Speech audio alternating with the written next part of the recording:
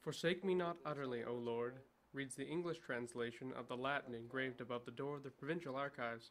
The staff in the building applies these words to the past by preserving the records of the people, institutions, and government of New Brunswick. Susan Shalala thinks it's one of the best kept secrets, and people don't realize what kind of facilities are here. But the archives is featured in Doors Open Fredericton, an event that lets people get inside historical buildings. isn't that cool? The archives are a reminder of just how close at hand history can be.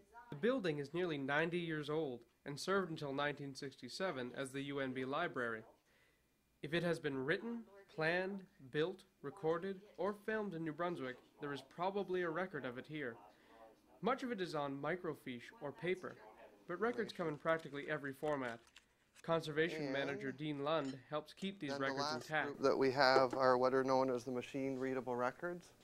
So they're the type of information that you require some type of machine to actually get at it. Things like CBC transcription discs where they have like interviews and that type of thing on them. You know, all the different formats of your video. Some of the records here are over 200 years old and need special storage, so they stay in this room. The temperature is always 10 degrees. Nothing in the room is flammable aside from the records themselves. Thick concrete walls and steel doors keep them safe.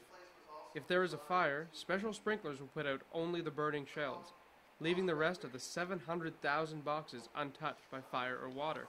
In a drawer, a map from 1740 sits beside plans for a fallout shelter drawn up in 1963. Yeah, proposed, yeah. Everyone was building bomb shelters back then.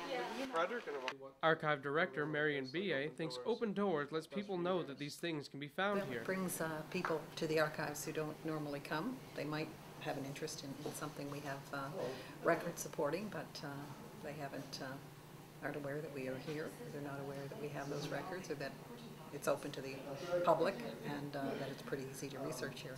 So it's really helpful for promoting what we do. Visitor Calvin McDonald agrees. Well, I've been coming to the archives for years, just off and on doing research, mostly genealogy. And the first time I was ever down here and into the room where all the material's at, and it's just amazing how much material that they have in here. Having the archives here and letting people access them will ensure that the history they represent is not forsaken. For Stu Journalism, I'm Colin Hodd.